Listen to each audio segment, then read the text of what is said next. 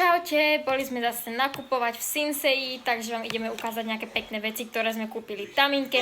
Majú tam ináč výpredaj, takže utekajte do Sinseju. No poď ukáž si flašku. No, tam ju sa nevedela dočkať. Kúpili sme jej takúto peknú flašku so slámkou. Aj sa to vie takto chytiť. S takýmito poníkmi. Takže je takéto pekné. Potom som malej zobrala ešte takéto krásne kraťasky z mini. Toto už bude mať také, že na budúce leto, pretože už na teraz som jej veľmi nechcela kupovať. To už sa podľa mňa veľmi neoplatí. Potom som jej zobrala takéto dvojbalenie, takýchto Paw Patrol kraťasiek.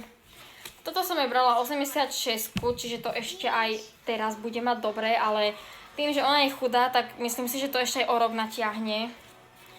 No a potom ešte takéto obyčajné fialové som jej zobrala s takýmto srdiečkom. Toto tiež možno aj tento rok už bude mať, ale skôr asi o rok uvidíme. No a to bolo všetko.